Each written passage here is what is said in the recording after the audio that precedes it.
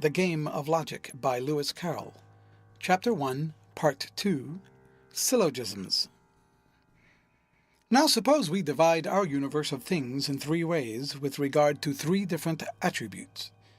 Out of these three attributes, we may make up three different couples. For instance, if they were A, B, C, we might make up three couples, AB, AC, BC.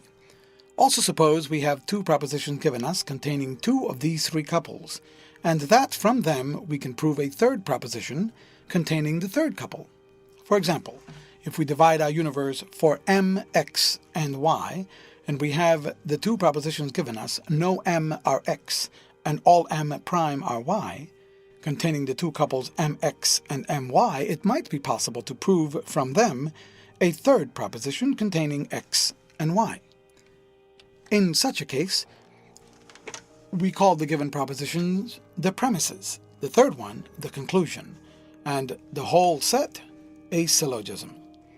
Evidently, one of the attributes must occur in both premises, or else one must occur in one premise and it's contradictory in the other. In the first case, when, for example, the premises are some m are x and no m are y prime, the term, which occurs twice, is called the middle term because it serves as a sort of link between the other two terms. In the second case, when, for example, the premises are no m are x prime and all m prime are y, the two terms which contain these contradictory attributes may be called the middle terms. Thus, in the first case, the class of m things is the middle term, and in the second case, the two classes of m things and m prime things are the middle terms. The attribute which occurs in the middle term or terms disappears in the conclusion, and it is said to be eliminated, which literally means turned out of doors. Now let us try to draw a conclusion from the two premises. Some new cakes are unwholesome. No nice cakes are unwholesome. In order to express them with counters, we need to divide cakes in three different ways with regard to newness, to niceness, and to wholesomeness. For this, we must use the larger diagram, making x mean new, y nice, and m wholesome. Everything inside the central square is supposed to have the attribute m, and everything outside it the attribute m prime, i.e., not m. You had better adopt a rule to make m mean the attribute which occurs in the middle term or terms. I have chosen m as the symbol because middle begins with m. Now, in representing the two premises, I prefer to begin with the negative one, the one beginning with no, because gray counters can always be placed with certainty, and will then help to fix the position of the red counters, which are sometimes a little uncertain, where they will be most welcome. Let us express the no nice cakes are unwholesome cakes, i.e. no y cakes are m prime cakes. This tells us that none of the cakes belonging to the y half of the cupboard are in its m prime compartments, that is, the ones outside the central square. Hence, the two compartments, number 9 and number 15, are both empty, and we must place a gray counter in each of them, thus, as shown in the diagram. We have now to express the other premise, namely, some new cakes are unwholesome cakes, that is, some x cakes are m prime cakes. This tells us that some of the cakes in the x half of the cupboard are in its m prime compartments. Hence, one of the two compartments, number 9 and number 10, is occupied, and as we are not told in which of these two compartments to place the red counter, the usual rule would be to lay it on the division line between them. But, in this case, the other premise has settled the matter for us by declaring number 9 to be empty. Hence, the red counter has no choice and must go into number 10, thus as in the following diagram.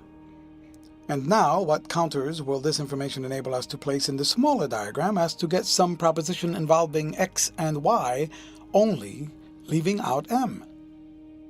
Let us take its four compartments one by one. First, number 5. All we know about this is that its outer portion is empty, but we know nothing about its inner portion. Thus, the square may be empty or may have something in it. Who can tell? So we dare not place any counter in this square. Secondly, what of number 6? Here we are a little better off. We know that there is something in it, for there is a red counter in its outer portion. It is true we do not know whether its inner portion is empty or occupied, but what does that matter?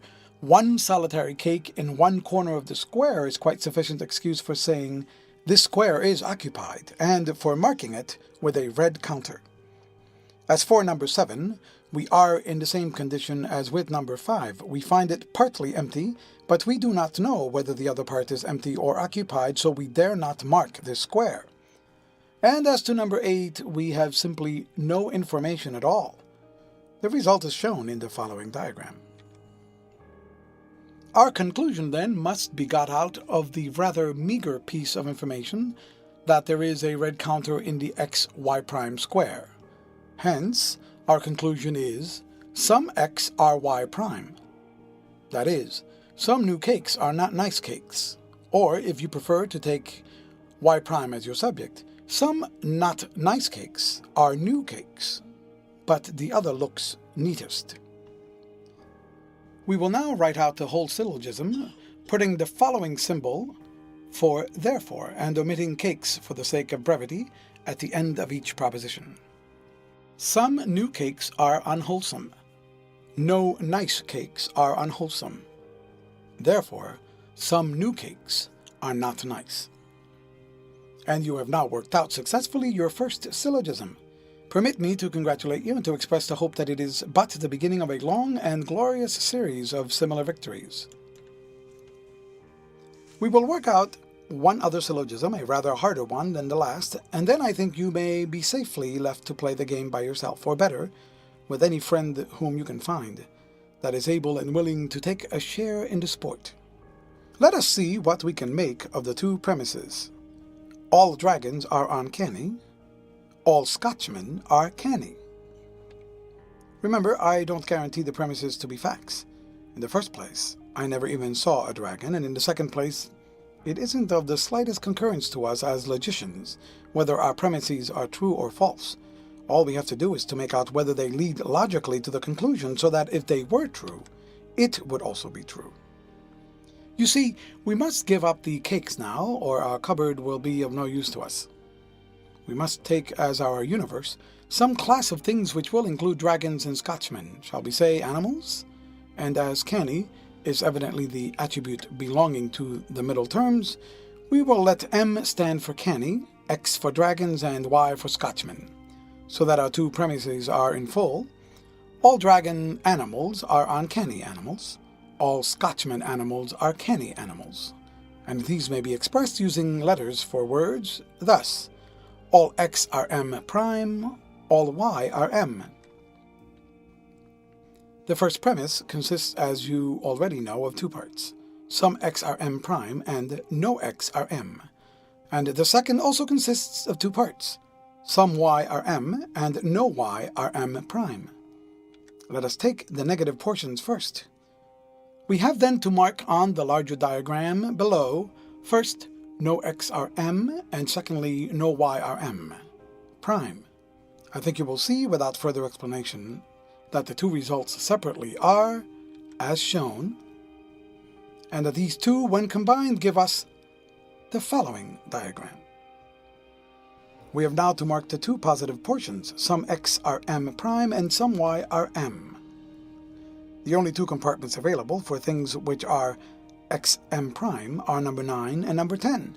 Of these, number 9 is already marked as empty, so our red counter must go into number 10. Similarly, the only two available for YM are number 11 and number 13. Of these, number 11 is already marked as empty, so our red counter must go into number 13. The final result is shown in the following diagram. And now how much of this information can usefully be transferred to the smaller diagram? Let us take its four compartments one by one. As to number 5, this we see is wholly empty, so mark it with a gray counter. As to number 6, this we see is occupied, so mark it with a red counter. As to number 7, ditto ditto. As to number 8, no information.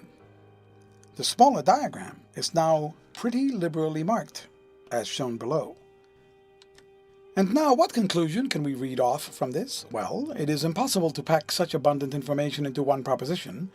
We shall have to indulge in two this time. First, by taking X as subject, we get all X are Y, that is, all dragons are not Scotchmen. Secondly, by taking Y as subject, we get all Y are X, that is, all Scotchmen are not dragons. Let us now write out altogether our two premises and our brace of conclusions. All dragons are uncanny, all Scotchmen are canny, therefore, all dragons are not Scotchmen, all Scotchmen are not dragons. Let me mention in conclusion that you may perhaps meet with logical treatises in which it is not assumed that anything exists at all. By some X are Y is understood to mean the attributes X, Y are compatible so that a thing can have both at once. No X are Y to mean the attributes X, Y are incompatible so that nothing can have both at once.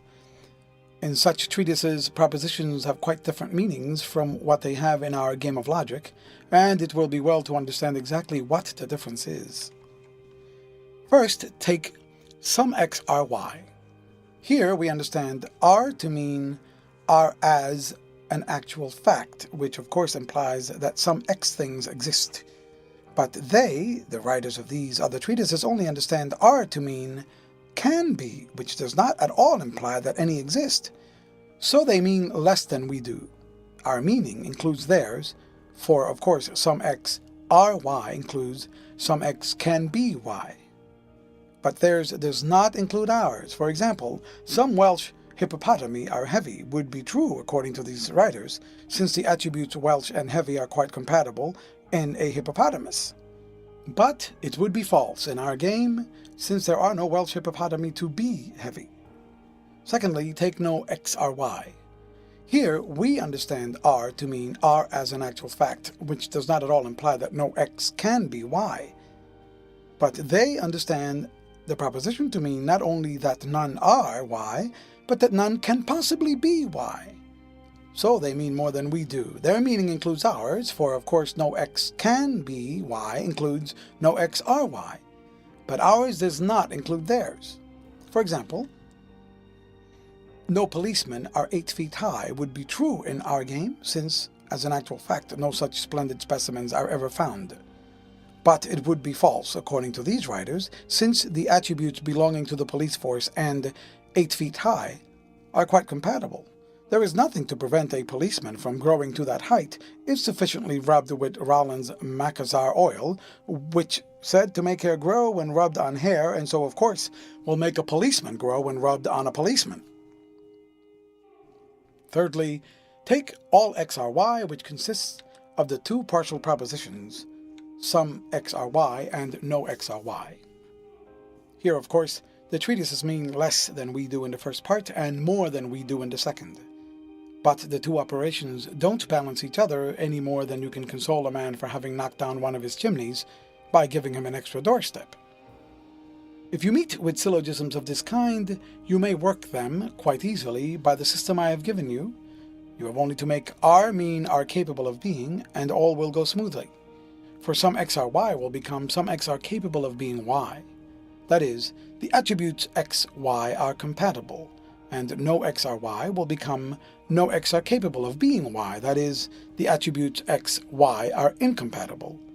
And of course, all X are Y will become some X are capable of being Y and none are capable of being Y prime. That is, the attributes X, Y are compatible and the attributes X, Y prime are incompatible. By using the diagrams for this system, you must understand a red counter to mean there may possibly be something in this compartment, and a gray one to mean there cannot possibly be anything in this compartment. End of chapter.